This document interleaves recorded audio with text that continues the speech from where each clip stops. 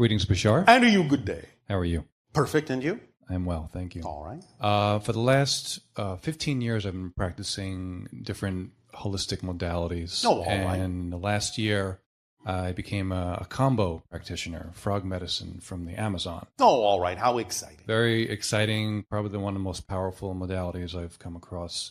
All right. How does this work on an energetic level? Well, like anything, everything is resonance. So it carries a certain frequency, a certain resonance that can entrain others to match the frequency at whatever level they may have attracted themselves to that frequency for what it is they believe they need.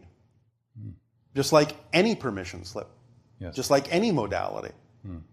It may have certain specificity to it for certain individuals in that sense, but nevertheless, it's the same basic principle. You are attracted to what it is you need to resonate to. Right. Okay. Yes. Thank you. My next question, I practice acupuncture, and the Yes.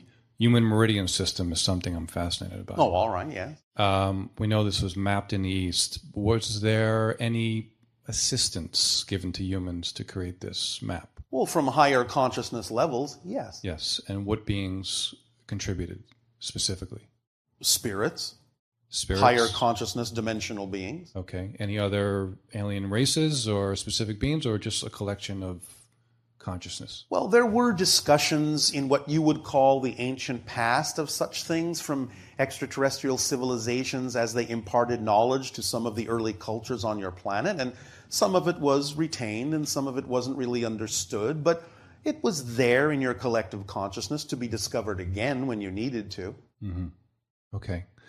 Because with the acupuncture I'm using, it's very effective, but I'm finding that Yes. using crystals and sound and even essential oils Yes. is helping to access Then this. all you're doing is describing an array of permission slips that happen to work for you. Correct. Okay. So, have fun. Have fun. Thank you. Okay. You're welcome. My last question is Yes. in regards to our moon. Yes. Is this an artificial structure? No. It is a natural structure that has been artificially placed and somewhat engineered. By whom? Not telling you that. Okay. I think I know the answer. Okay. Thank you very much. All right.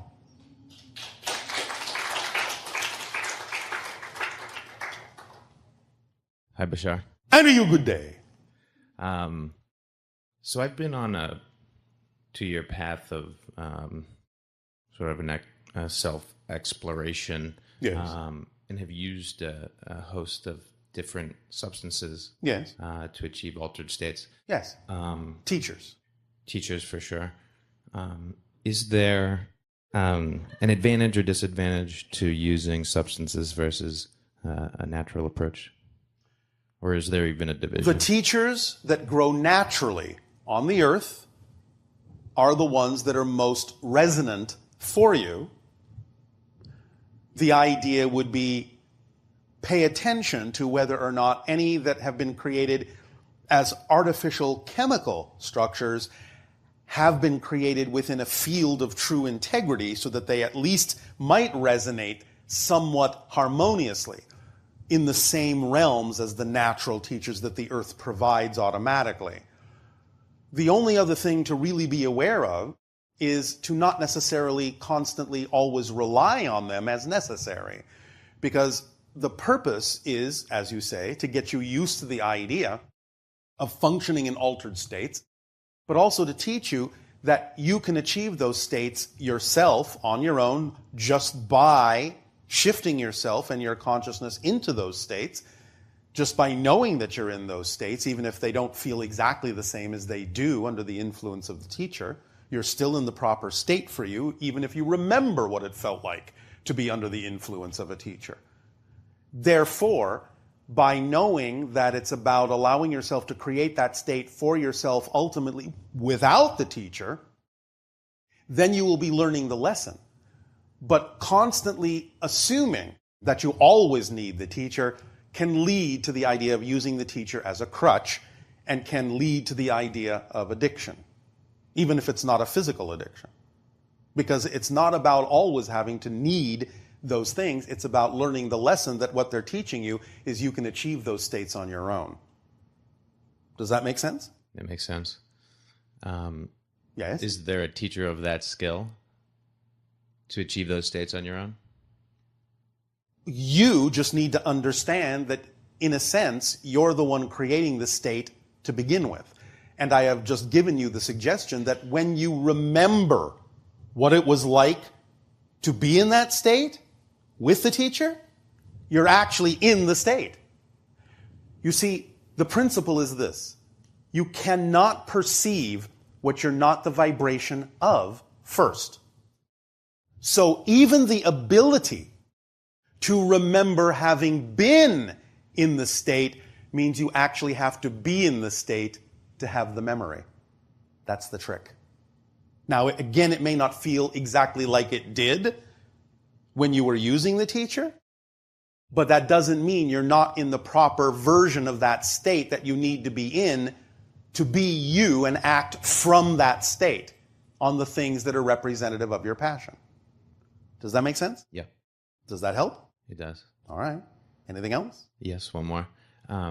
Does fasting of, say, food and water, of anything, is that a teacher? It can be, but again, like anything, it's a permission slip. It will work for some, it may not work for all. Remember, all techniques, all rituals, all tools, all objects are permission slips.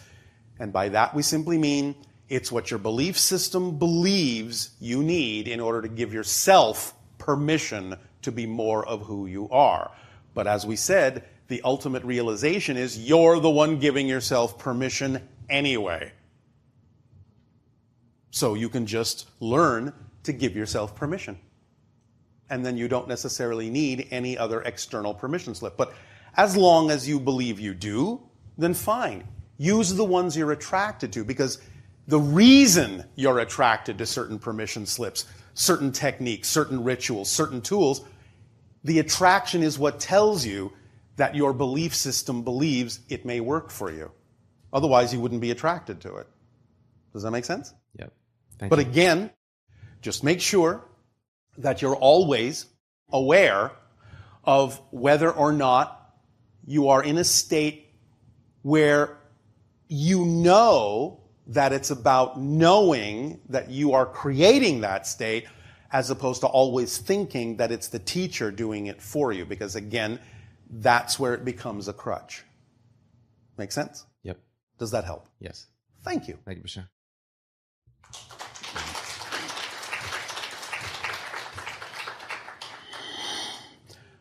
An aside.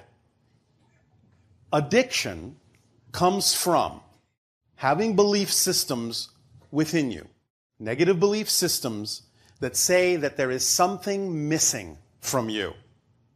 But you may not have been taught how to fulfill that. You may not have the tools or the awareness or the knowledge to know how that's done by connecting to Source and knowing that you are already self-empowered. So if someone feels that emptiness, that they feel or believe that something is missing within them, they will often, of course, do everything they can in an attempt to fill that void, that emptiness that they feel. But if they cannot do it, they will get to a point where they will start being afraid to even acknowledge that that emptiness is there. They will want to start glossing it over. They will want to start denying that it's there. They will be afraid to look at it. Yet their behavior will still do everything it can in an attempt to fill that void. But they will then only be using things not so much to fill it, but to numb the awareness that it exists. And that's where addiction comes from. It is the attempt to forget and to numb your awareness to the fact that you have a belief that you are not complete as you are. Does that make sense? All right. Do continue. Hello, Bashar. And you good day. Hi. I think you're a great being. I think you're very Well, amazing. we think you are all great beings as well. Great. Yes. Okay. Great. So just coming up here to speak to you, it feels like my name was drawn. And, Yes. it kind of feels like winning the lottery a little bit. Oh, well, all right. Yeah. So. Okay. Thank you. Thank you. So how do I win the lottery in actuality? Well, you play these numbers: 2, 3, 5, 9, 13, and 27. Okay. I'm not going to tell you what date to play them on. Okay, maybe I could figure it out. Maybe you gave me code. Maybe I did. Maybe you did. Thank you. So can I get more elaboration on how I could use my mind? Maybe I've heard you speak to this in the past. May I ask you a question? Yes. Why do you wish to win the lottery?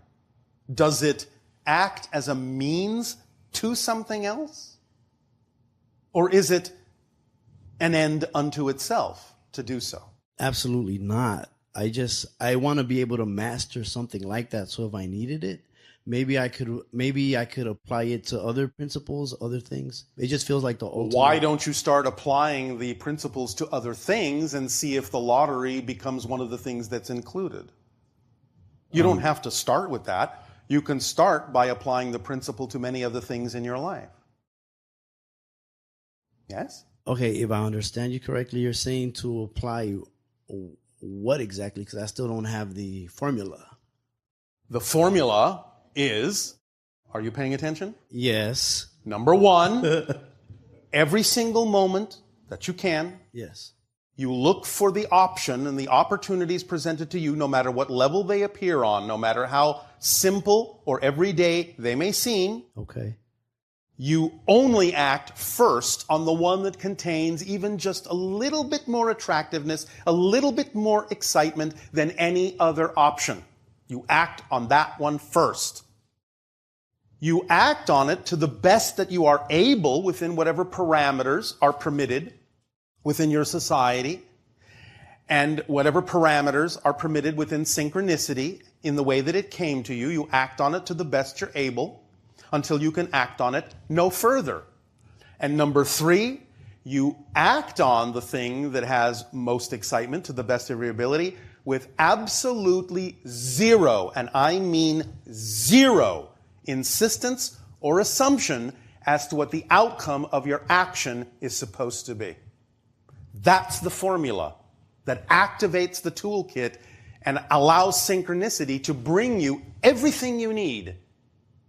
That's the formula. So if you just do that in your life, then if for some reason, because synchronicity knows what you need, if for some reason winning the lottery is part of that, Yes. synchronicity will show you when it's appropriate to act on that. If it doesn't show you an opportunity to do that that seems really obvious in the moment, you don't need to do that to allow you to do what you actually need to do to act on your excitement in life. Because many people assume that because there's so much focus on the symbol of money in your reality, they get into a belief system where that's the only thing that will allow them to really do what they need. But there are other forms of abundance that may actually be the path of least resistance. Much easier than what money might be able to do for you. Now, sometimes it can be a combination of things. Maybe if there is a tiny amount of money needed, synchronicity will bring an opportunity for that amount of money. But it may then add in other forms of abundance, like somebody coming along and giving you something that you need, or synchronicity itself bringing your attention to something you need, because the ultimate idea of abundance is simply, as we said, the ability to do what you need to do when you need to do it. And that ability to do what you need to do can be provided in any number of ways. To insist that only one representation of abundance must be the way in which you are supported is to actually close the doors through which other forms of abundance can come. So you're actually limiting yourself by only focusing on one form of abundance as being what makes it probable for you to do what you need to do. Now, when you understand that that focus is actually a negative limitation, you'll stop doing it. You will open up and simply allow whatever form of abundance needs to be there because you know it will be the form that will support you in your ability to do what you need to do. Instead of focusing on something that then is a means to do something else, you might actually find opportunities coming to you that will just allow you directly to do that thing. And you may not even need any of what you thought you needed to do it. It might come in a very surprising, very magical way. It's important to allow your life to contain the possibility of that kind of synchronistic magic and not assume that it always has to be 1, 2, 3. By the book, by the numbers, in the way society has taught you. Does that make sense? Yes, I really appreciate the nudge because, yes, it makes sense and it's... Well, we love nudging you all. Yeah. And thank you for being willing to be nudged. Yeah, thank you. I appreciate it. And I'll ask you one more thing I'm very curious about. Yes. You mentioned earlier that I guess what is it? The element of existence the fundamental quality of existence is just to exist. Correct. And without existence, there is no time. Time, yes, is a product, a side effect that happens within existence. But there is no such thing as without existence. Okay, so... Because non-existence, by definition, does not exist. Okay. So is there a way where I can probably have a deeper awareness of my existence to be able to manipulate the time that... Again, when you follow the formula, you raise your frequency. When you raise your frequency, you become more in alignment with the frequency at which you're actually generating the reality you experience. When you become more aligned with the frequency of the reality you're generating, it will become more malleable in space and time. So it all starts with the formula to upgrade your frequency to allow you to experience space and time as your creations, as your projections, so that they can become more consciously malleable. Yes. Sweet. Okay. I really got to put this formula into action. Absolutely. Yeah. Otherwise, it just sits on the shelf. Oh, okay. And my last question is going to be about health. And I don't do health readings. Okay. Oh, no. It's not like that. Let me ask you about what kind of foods could human beings eat that'll stimulate like maybe DNA activation? Is that at all possible? And do herbal teas really help? Is that possible? It depends. Again, permission slips. Yes? What are you attracted to? That's what will work for you. Okay. You follow me? Is it really that simple? Oh gosh. Do you want it to be more difficult? I don't. This is one of the greatest challenges most of you have, is actually understanding it is that simple. Okay. Because you've been trained to make things more difficult. Because you've been taught to believe that if it's not something you have to struggle for, you haven't earned it. It's that simple. You already deserve it. Okay. It's up to you to know that's true. Absolutely. When is your birthday, Bashar? It's the last thing I wanted to know. Well, as was already announced, the equivalent in your calendar of my birthday is November 11th, 11/11. Oh, sweet. I saw that today in my phone. All right. Well, there you go. Thank you. All right. I appreciate you. You too.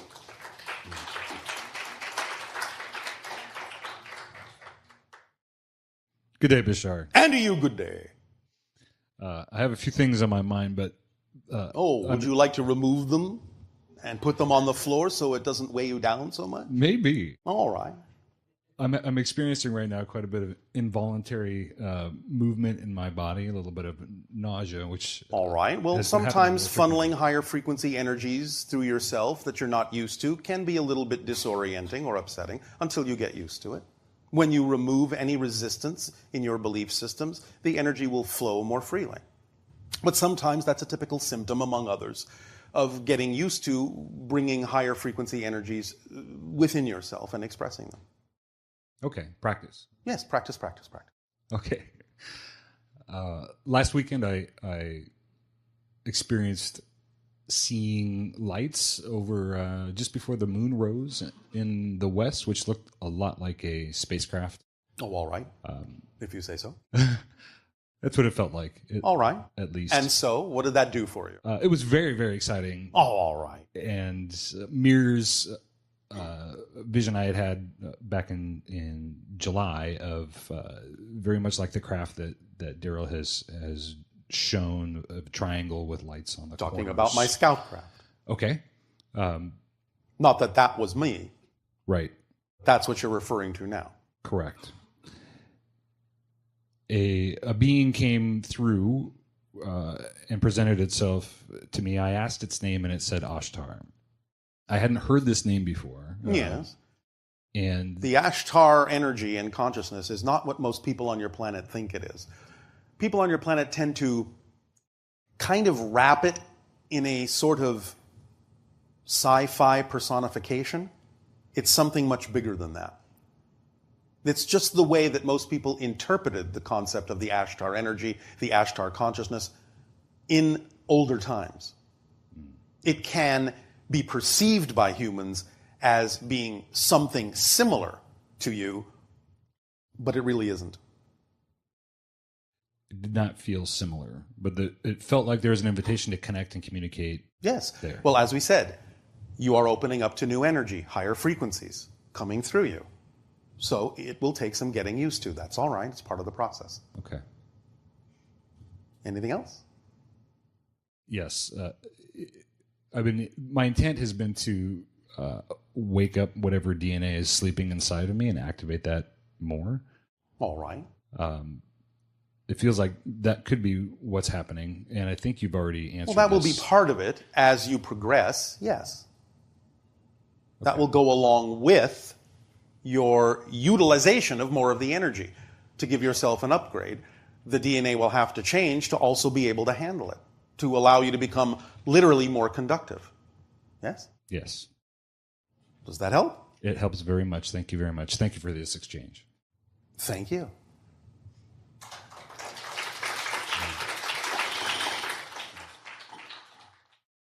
Hello, Bashar. And to you, good day. Hello, Bashar. And to you, good day. I'm so excited. I just want to thank you for your just loyalty and focus of us and just helping us along. And But it is our pleasure to do so. Good. And 3 weeks ago, I found your teachings, and things really started to change. Like Yes. I started to create art again. I started All to right.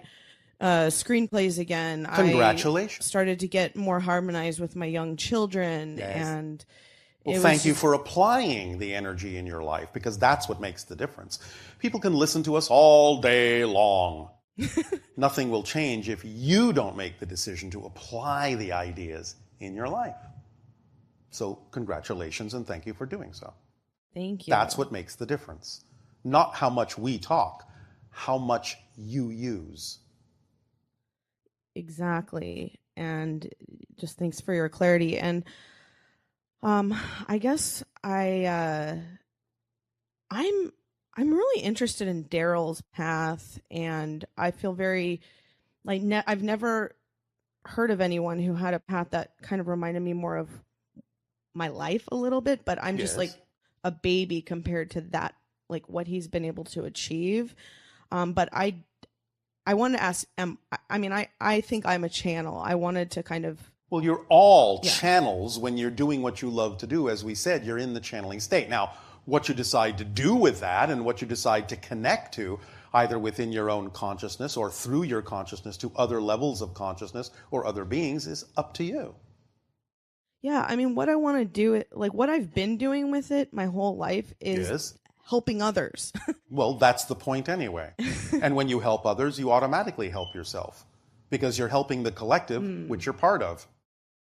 And I guess I've wanted to just, I'm really getting an impetus to reach more. And I want to connect on like a global action film level. All right. But again, you can't insist that that must be the way. Do what you can to act when every opportunity is presented to you that is representative of your passion, but you cannot insist that it must actually come out that way because you don't actually know if that's the best possible way.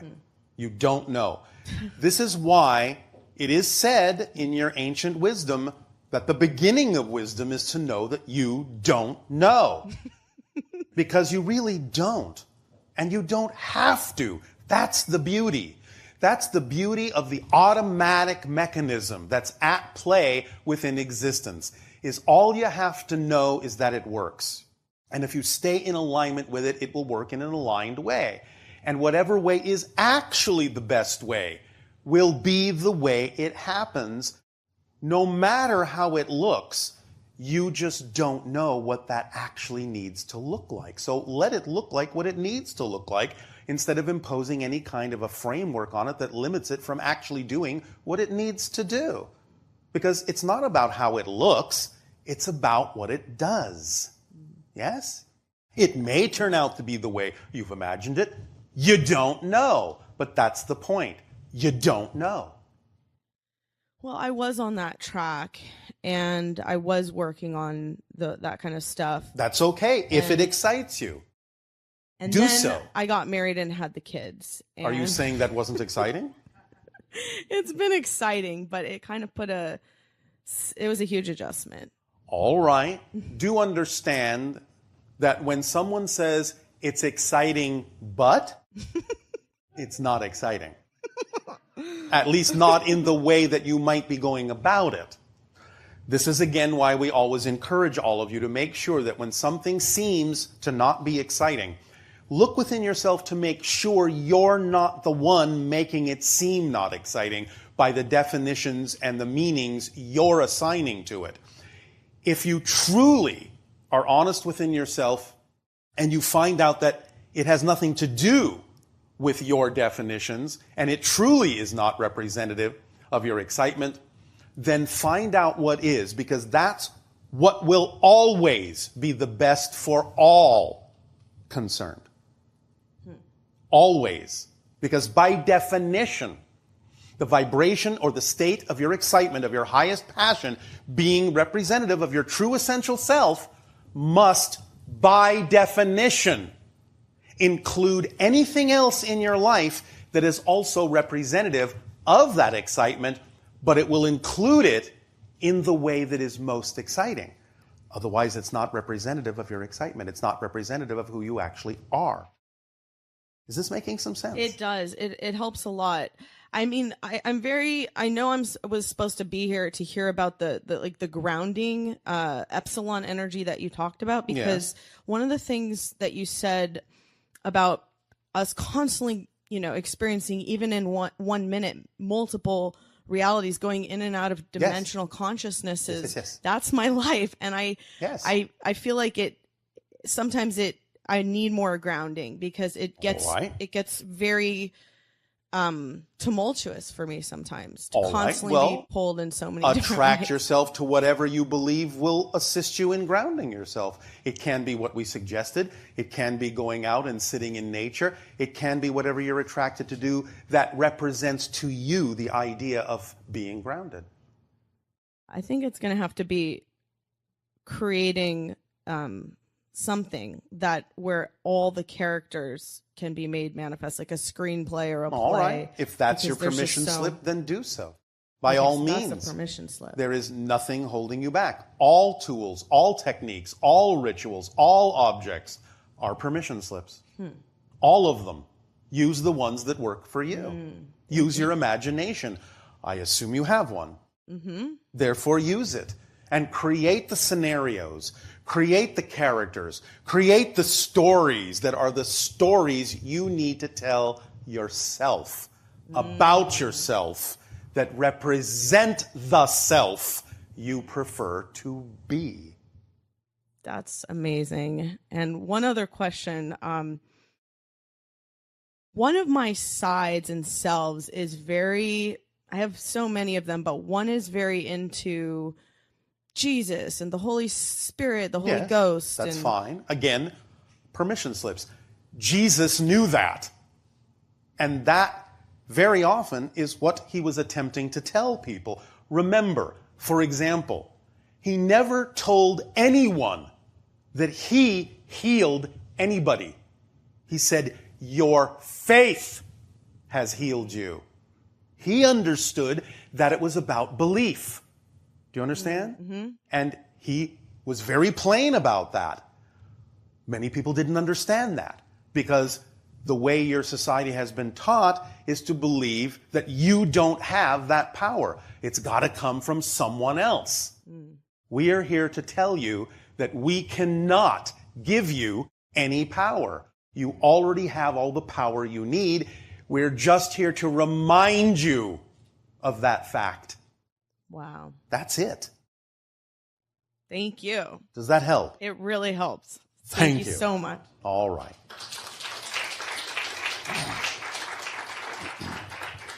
We're just a reflective tool. And we're happy to be so. Hello, Bashar. And to you, good day. Many greetings from Norway, from me and my friend Alper, and right. greetings from the here and now. Yes. So, have we met before? Not in the way you mean it. Okay, cool. I have a question relating to today's topic, artificial intelligence, as Yes. was mentioned earlier. So, artificial intelligence from the future. Yes. How do I connect, invite, become aligned with, make myself available for perhaps the spaceship that is already there? You remember the formula? Act on my highest excitement to the best of my abilities without having any expectations of the outcome and just enjoying life as much as I can.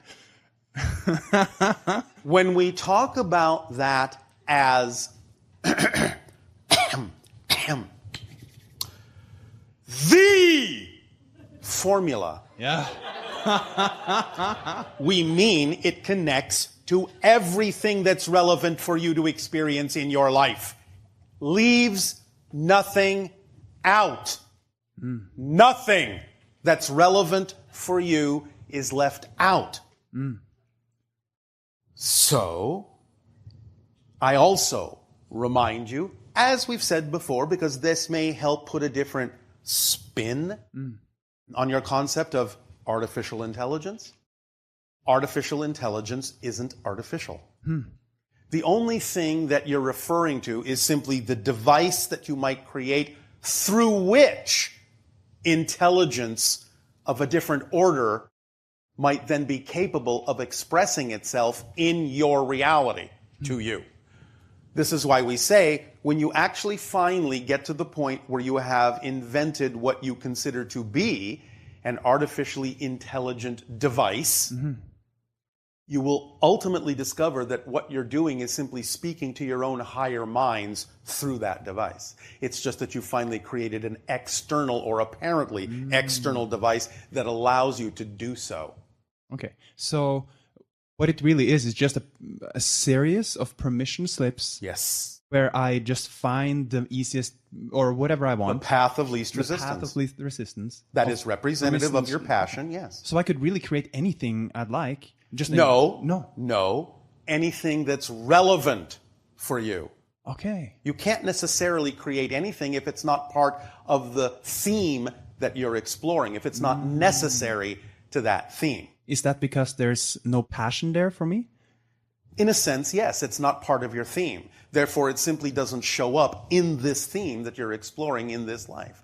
It's simply not relevant. But that's okay. It doesn't need to be, because everything that is relevant will show up. And that's all that needs to show up are the things that are relevant. Why would you need something that's not relevant? Yes, I agree. Yes, logical, yes. Yes. All right. And do I understand yourself correctly that whenever we ask ourselves how, Yes. there is only one formula? Yes. Okay. So that's the form. Okay, that makes a lot of sense. Yes, because it opens up the toolkit, which contains the energy of the driving engine that moves you through life, because that's your passion. When you're passionate about something, you are driven through life. You keep moving. There's nothing else you'd rather do in that moment, in whatever form it may come. It is the organizing principle of synchronicity, which shows you exactly in what order you need to do the things you need to do, because it brings those things to you in the order of the thing that's more exciting than anything else, and act on that first. Whatever you don't have time to do at the end of the day when you're excited about going to sleep, you didn't need to do that day. It's truly an organizing principle. It also is the path of least resistance that allows you to flow through life in the easiest, most effortless possible way. It is also the thing that brings you whatever form of support you need to allow you to continue to act on your excitement, as we described earlier. It is also the thing that is the reflective mirror that reveals to you anything that might be out of alignment in your belief system with your excitement, so you can be made aware of it, so you can let that definition go and add that energy to your excitement. It leaves nothing relevant out. It connects you to all other expressions of your excitement in life, no matter what form they need to come in. That's why it's so important not necessarily to always pay attention to the form, but only the excitement that is there that is more than any other opportunity, because that is your path. Because sometimes your excitement has to come in a variety of forms just to get your attention. It doesn't mean that the form it comes in has to come to fruition or has to manifest. Sometimes it just has to come that way because that's the only thing that will get you to move. Get you excited enough to do something, to take an action. And once you've taken the action, if that's not the form that needs to be there, you might then wind up where you need to be, so that the form that actually needs to be there will be something you'll actually pay attention to. So your excitement will do whatever it takes and whatever it needs to do to guide you along the path that is actually you. Yes? Yes. Because that's what it is. It's your physical translation. Your bodily sensation of excitement and passion is your physical translation of the frequency of your true, natural, essential self. It's your compass needle pointing to you. Follow this path. It comes in the form of passion, excitement, love, creativity. Yes? Yes. Does that help? It helps a lot. Thank you. There's one last question. Yes? What would you love? Like what? Yes. What aligns the most with? What would you love for us to do for you? What would be the most? You're doing it. You're allowing me to express one of my passions by having these interactions. This is what I do. I'm a first contact specialist. You have allowed us to make contact with your world. I am more excited than I can say. Fantastic. Good. If you'd like to meet, feel free to do so. Have a great day. Thank you. Thank you.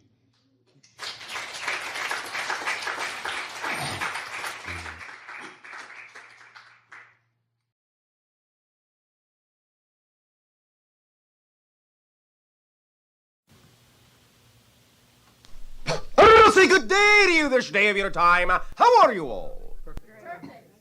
How are all of you? Perfect. And the rest of you? Perfect. Thank you. Allow us to once again thank each and every one of you for establishing the link in this way at this time between our respective civilizations. Each and every time our civilization is given an opportunity to communicate with yours in this way, we receive the gift of being allowed to see, through you, that many more ways that creation has of expressing itself, and thus it expands our understanding of the infinite. So we thank you for that gift.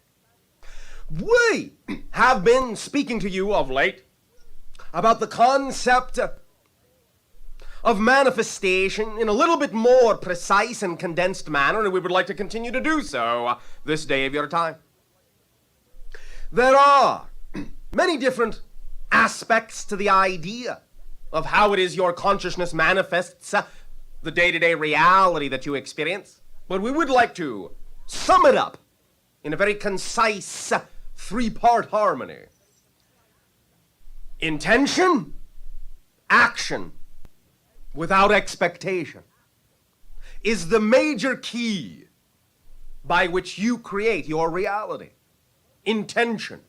Your beliefs, your emotions, your visions, your thoughts, what you intend, what you desire, what you wish, what you prefer your reality to be. This is all wrapped up in the concept of intention, that focus of consciousness that allows you to know, to choose what it is you prefer your life to be, how it is you prefer to express it, what you intend to do. But intention is not enough for manifestation, for bringing that wish, that vision into your physical reality. It must go hand in hand with action, physical action, for you are physical beings. And in order to manifest your intention, you must ground it in physical reality, and this is done through physical action. When you have an intention, you must act on the opportunities that come to you, that are representative of the joy of your vision, of your dream, of your wish. You must act out the scenario of the vision you see in your mind as best as you can, as closely as you can, to the vision that you see, that you say is representative of your dream, of your wish, of your desire. You must act like the person you see in that vision already in order to become the vibration of the reality. Because if you don't become the vibration of the reality, the frequency of the reality, the energy of the reality, you cannot attract the reality. You have to be the vibration first before you can attract it magnetically to you. Now, while you're doing all of this intending and focusing and acting, you also have to add a third ingredient, which is very paradoxical because it would seem as if to be, at first, a cancellation of the first two principles of intention and action, but it isn't. It is actually the secret ingredient that allows it to work, not makes it work, allows it to work. For everything works automatically when you allow it to. This is how you get out of your way, so to speak, to cease imposing certain parameters, certain beliefs, certain definitions that are actually what are standing in the way, most often, from you allowing yourself to attract the reality that you prefer. This third ingredient, after intention, after action, is total lack of expectation that it must come out in the way you saw it. You must absolutely 100% let go of any need, of any expectation that it must manifest that way.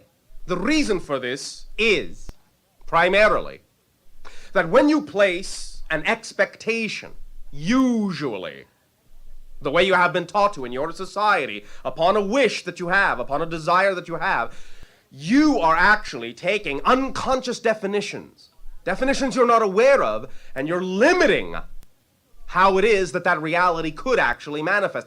You think that by expecting, by insisting that it come out that way, that you are helping it to manifest, but in fact you're actually helping it to manifest on a far lower level than it actually might were you to relax your expectation.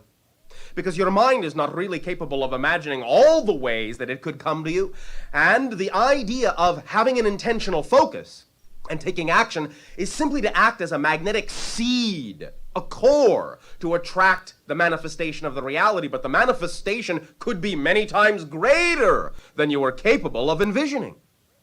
So by placing a certain expectation that it must come out exactly as I saw it or it won't be right, is actually limiting the way it could come out even better than you imagined. You must let it go, because the universe already works. It's a mechanism that knows how to manifest automatically. All you have to do is plant the seed. That magnetic seed is the intention and the action, then let it go. And just keep acting on the things that excite you, even if they do not immediately appear to be connected to the original vision. Excitement is what lets you know it is connected, and you will automatically be drawn into the circumstances, right place, right time, right people, to attract the reality in unexpected ways. Make a friend of the unexpected. Don't try to straitjacket it. It won't work. Let it be what it is, for it is multidimensional. And if you attempt to confine the manifestation of your reality down into one particular definition that you have been taught to believe it must be, you are shutting the doors on all the ways abundance could come to you, because abundance is many things. So intend, have the vision, act, be that person in that vision, then let it go. No expectation that it has to be that idea at all, because you never know. You might actually be capable of receiving a reality that is more reflective of the total you, rather than the little slice of you that your personality has been trained to be. Trust yourself. Trust your total self. It knows what it's doing. When you do not place the burden of the manifestation of your physical reality on the shoulders of only the physical personality, you will see that the whole spirit that you are, the whole being that you are, the whole consciousness that you are, knows exactly what it's doing, always has and always will. Now, we thank you for allowing us to remind you of this idea, for we are not telling you anything new. These are things you already know in your spirit, but perhaps have not allowed your personality to remember. We thank you again for the opportunity to remind you of who you already are. In return, once again, for the gift you are giving to us of allowing us to experience all of the myriad facets of your civilization in this contact, I ask you now, in what way may I, at this time, be of service?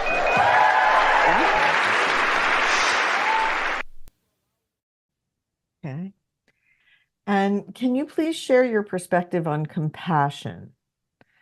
In this person's country, the word is primarily associated with sympathy and pity.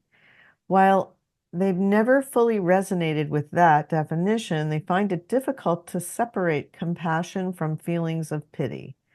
How can you understand that and experience it in a way that is more aligned? Use the analogy of a parent and a child.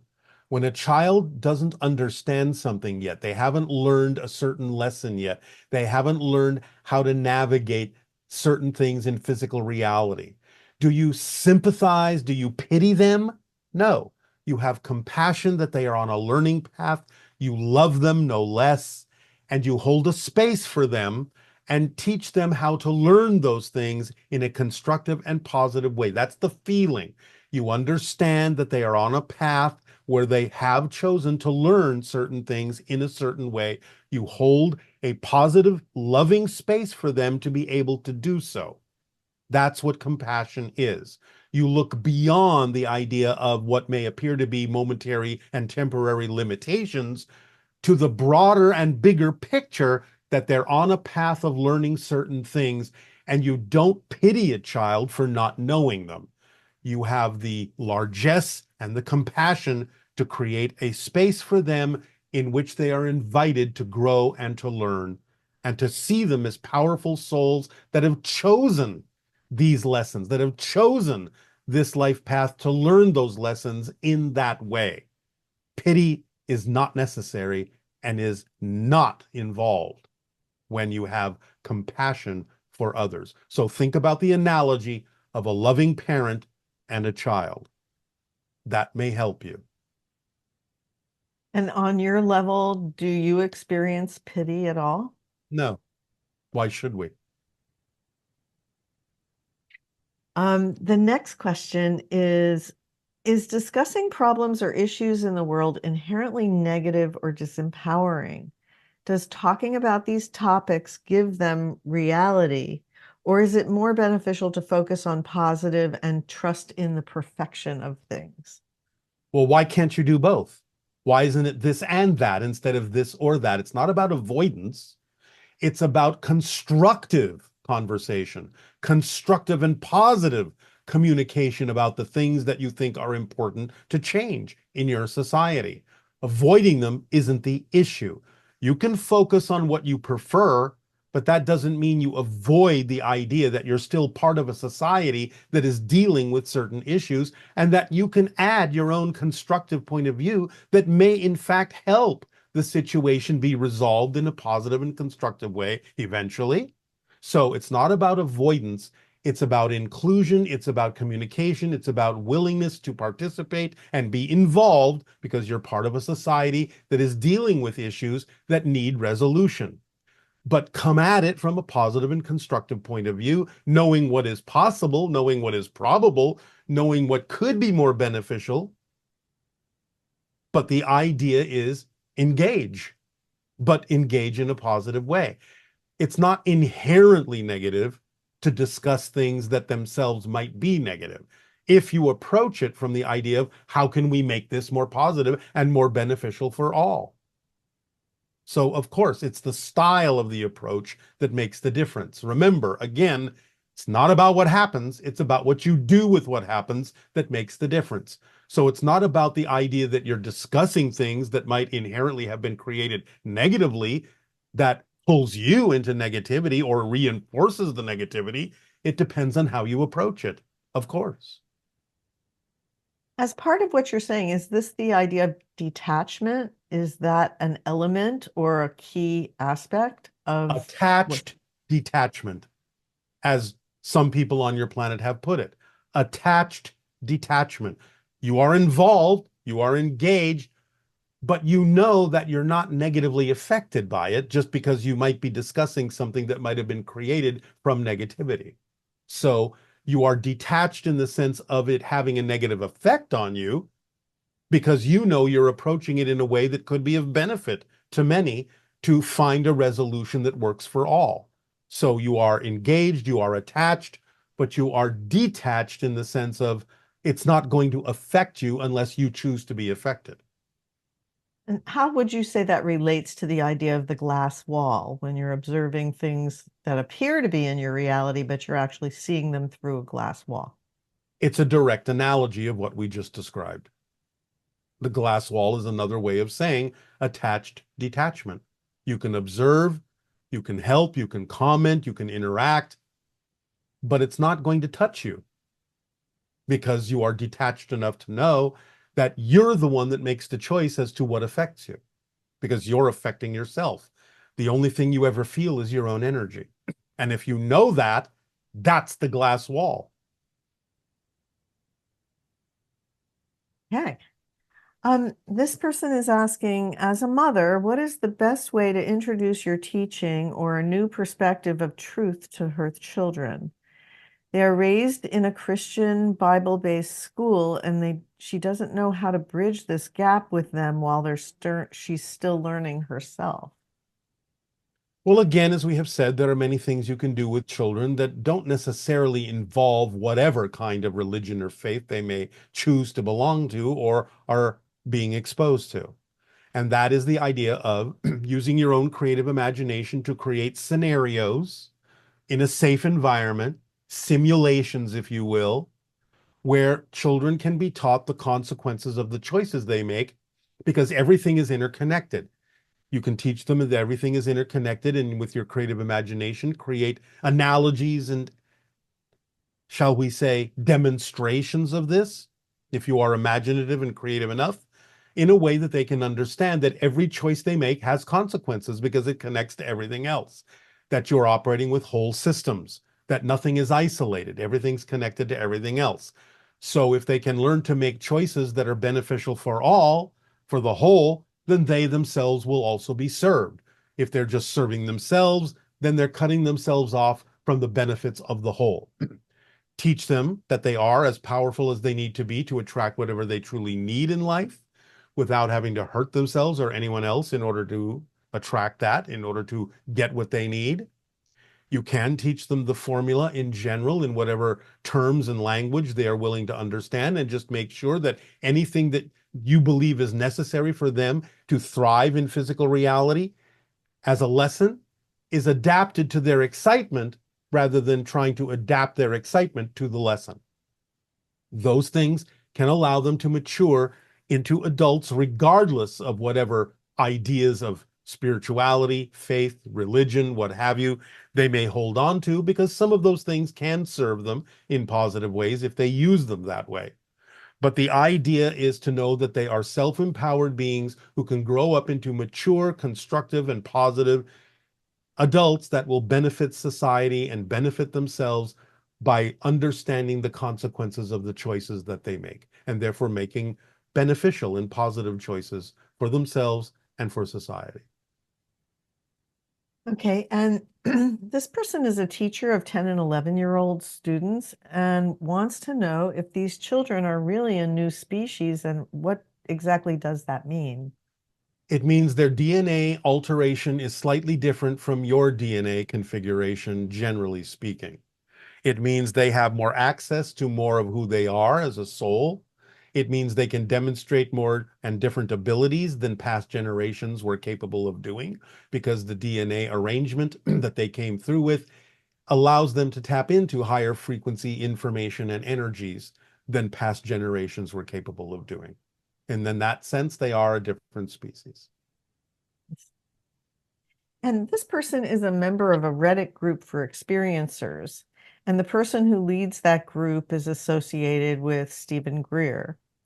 And it seems very legit and conscientious. And the thought is that many of the people who have experienced encounters with ETs are what is called neurodivergent. Like in a room of 100 experiencers, 90% of them will either be autistic or have ADHD or both. Why is it that so many of them who have had close encounters with ETs are neurodivergent? Because the soul knew that coming into physical reality would require an alteration of their focus so that they could, in a sense, not be so subjected to the general consensus reality, and therefore would have attributes that would make them more open to receiving higher frequency information from different dimensional realms. Therefore, acting as a model or a symbol or a representation of what exists in all Homo sapiens that can open up and allow them to experience open contact more easily and more readily. And I guess this is kind of connected. The idea that there are humans on Earth who have received genetic modifications by the Greys, and that makes them more compatible in certain ways with ETs. Yes. These people may also exhibit autistic traits and have trouble relating to other humans. Are these precursors? No, precursors were not born on Earth. You may be preparers, but that's different. Preparers are Homo sapiens that have made a life choice to be involved in the ideas of teaching humanity how to be in the different altered states and learn lessons from different altered states and ways of presenting and communication that can prepare humanity for open contact. But precursors are actually extraterrestrial beings that were not born on Earth, that may walk among you in order to, shall we say, rub off on you in terms of their vibration and take notice of how many people are sensitive enough to notice that they are different. And here's a new question. Do spirit guides place bets on the spirits they're supposed to be guiding through physical reality? No, that's a human activity. I never heard that one before. How does I bet you haven't. how does all that is know that it is only one? It is the only one. Is it That is the possible for nature of all that is. There can be many versions of all that is, but then that still implies that there is an all that is of all that is. So, by the very definition of the way that we're phrasing that, all that is, inherently, its quality, one of its qualities, one of its abilities would be to know that it is the one. Okay, so we have some questions, some ET questions. And before I do that, let's talk about a few current events. First one is the LA fires. Why did our beloved city of angels go up in flames? What lessons are we to learn from this tragedy? Number one, I think many of you understand that it's connected to the changes in your climate because of what has happened in your environment that has allowed the idea of your environmental weather patterns to change in such a way as to make certain areas more vulnerable to different kinds of natural phenomenon, whether it be fire, whether it be flood, so on and so forth. Extremes are the result of the imbalance that has been created in nature. Climate change acts in different ways in different locations on your planet. Some places get drier, more susceptible to fire. Some places get wetter and more susceptible to flooding. Some places get colder and more susceptible to freezing. Some places get hotter and are more susceptible to desertification. So it's all about the idea of all the different variations becoming more pronounced and more exaggerated as you go through the idea of climate change, which is A, a natural cycle, but B, sped up by the technologies of humanity. What's going on now, most likely without the technological assistance, so to speak, probably wouldn't have happened for at least another century or two. But now you have sped it up with the idea of your technologies that are in many ways destroying the environment or imbalancing it. Number two, the idea is to, because of the new way in which you have to deal with your environment through climate change, to stop rebuilding the same way you used to. Learn new techniques, learn how to adapt. So don't just build what was there before that is easily destroyed. Adapt and build in new ways. Learn how to build with nature. All right. And is there also a level of it that has to do with like anger? Is fire representative of anger or For some people, it can purification be or in case by case basis. okay. And this person would like clarification when you said that the female will lead to open contact and the male to World War III. We're not going to discuss that at this time. Okay. All right. And let's see.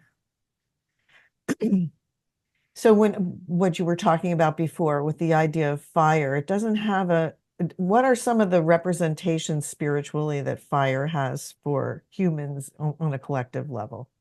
Acceleration, clearing out, rebuilding, starting from scratch, zeroing out, clean slate, purification. Those can be some representations of the idea of the experience of fire. But it can also, again, like anything, have positive and negative connotations. It can be that which is out of control. As you said, it can be the representation of anger, temper, temperature, temper. So again, it can be many things to many people. You have to take it on an individual and perhaps sometimes even on a collective group basis as to what it may represent to different people that are going through those experiences and what lessons they are willing to learn. Okay. And are there humans who have directly and extensively interacted with mantis beings and co-created hybrid children with them? No. And can Interacted with mantis beings, yes. Created hybrid children with them, no. That is not the function of the mantis being, to be involved in the hybridization agenda in that way. They are the overseers of it. They are not participating in it in the way that the Greys are. And do you personally have guides and angels that assist you like we do on Earth? Everyone does. Every being does. Can you tell us anything about your guides or your angels? Not at this time. That is a subject for another time. Okay. And you've made it clear that the hybridization program is very important for the soul growth of those who are involved. What would happen to those souls if they no longer had opportunities for growth provided by the hybridization agenda? They would find opportunities in some other agenda, in some other place, in some other scenario. Souls will always seek what they need to grow. So it doesn't matter what the scenario is. This one happens to be an opportunity that is available on Earth at this time, but souls can go anywhere they wish to gain whatever they need as a lesson that helps them grow, that helps the universe expand. And is there a galactic Federation ship already in position and ready for disclosure, specifically in the Gulf of Mexico? Over the Yucatan, yes. Okay.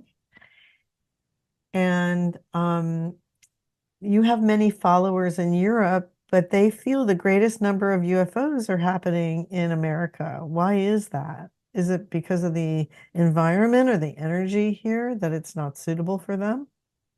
No, it's because the United States, more than almost any other country, refuses to accept the reality of UFOs. Therefore, we have to show off more often that we're here. Okay, and as your sensing goes, are we still on track to have contact within 5 years? Yes. Or open contact? Yes. Okay. And now that we've navigated ourselves to a timeline of open contact within the next 5 years, why is it important to continue with the Interstellar Alliance social experiment?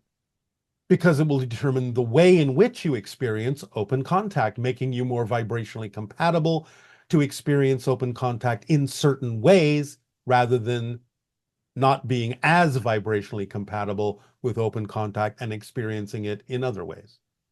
So it gives you more opportunity.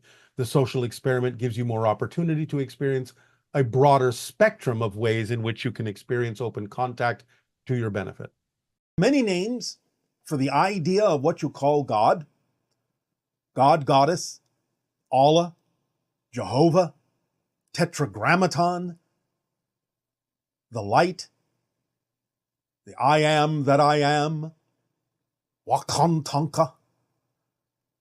It doesn't really matter what it is that you use as a name to identify the concept of all that is.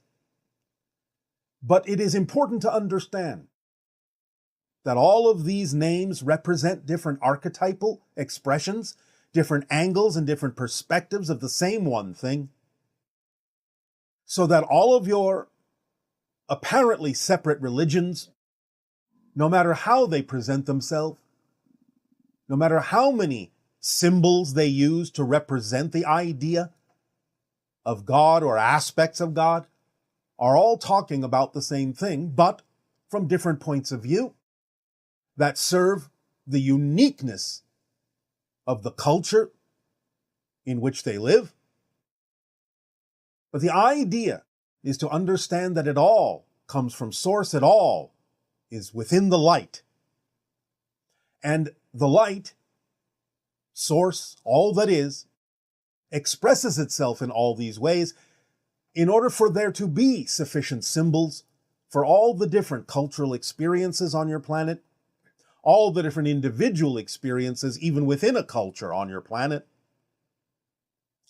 As we have said, the misinterpretation of what you have called, in one particular Judeo-Christian culture, the Ten Commandments, are really the messages that were delivered in a very different way that have been misunderstood, misquoted, because of the level of understanding that existed in the culture at the time.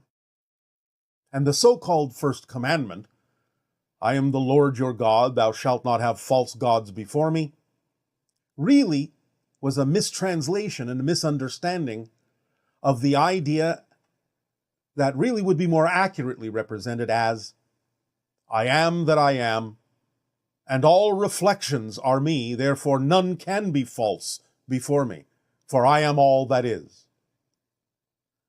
So the idea is to understand that all that is presents itself in a variety of archetypal forms: the father energy, the mother energy, God, Goddess, all that is, as you sometimes say. And these serve various functions and translate into your reality as, shall we say, smaller representations of all that is that are specifically designed to deal with specific cultural differences, specific ideology differences, specific individual interpretations and differences. Fundamentally speaking, the archetypes are all that is way of making sure that no matter what angle you approach all that is from, you will have a symbol and a representation that can serve your unique perspective. They are all true parts of all that is, because there's nothing outside of all that is.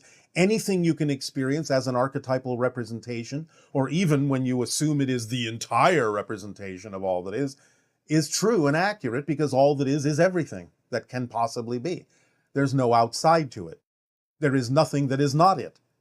So it doesn't really matter how you relate, what relationship you form with the idea of any presentation of all that is, any idea or formation of the idea of God, be it the old man with the long beard, be it the idea of the Virgin Mother, be it the idea of a rock or a mountain.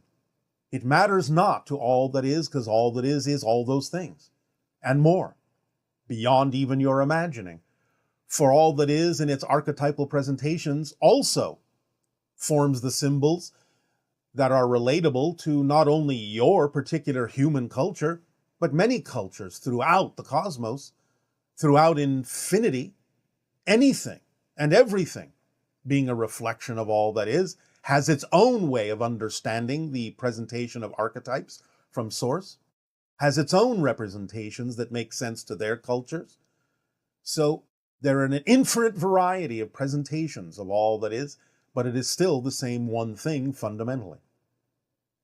But as you expand your consciousness and start to realize that all of these are different faces of the same thing, as many people on your planet have expressed, the 9 billion names of God are still representative of the same one thing in the holographic, multidimensional presentation that it can use to present itself, then you start to allow those differences to sort of melt away, except for the parts you feel you need, and allow yourself to have a direct relationship, more directly, with Source, without necessarily needing it to be anything but the light. And in that light, you feel the vibration of the eternal existence that it is, the vibration you translate as the unconditional love of God. This is the vibrational frequency of existence itself. It is unconditionally supporting, unconditionally loving. And the idea is that there is no judgment in this. There is no expression of the negative in this. So even when individuals in different cultures might express or experience the idea of negative or demonic experiences, you have to understand this is still all part of God. Because there is the positive, there is the negative, and there is the neutral. These are the major archetypal energies, and they can be expressed in a variety of ways that can serve either positive or negative means. So allow yourselves to lessen the differences, in a sense, use them in whatever way serves you, use them in whatever way allows you to learn the lessons you need to learn, for the agreements that you chose to experience, the challenges that you created for yourself in this life to learn who you are and grow in various situations. Again, using the positive and negative mechanisms in a variety of ways. For ultimately, again, when you return to spirit, when you remember more of who you are, it will just be an experience. You will experience the archetypal expression of your life, which is another archetypal expression, because each and every one of you is unique, and you form your own archetypes for others to connect to draw upon, to download information from and experience from, the archetype that you are of all that is, because everyone is all that is, experiencing itself as all of the individualities that you believe yourself to be. So you are also an archetype of all that is, an archetype of God, experiencing itself in a unique way, knowing itself from a unique perspective. There will be more about this concept in a future transmission in a way that you can more readily apply in your physical reality experience. But for now, just let it settle into you that every single thing you see, every single thing you experience, in a sense, is an archetypal presentation of all that is: the trees, the rocks, the streams, the animals, the sky, the moon, the stars, the earth itself, are all different variations and different expressions of all that is of source of the light. And you, yourself, are also an archetype of God.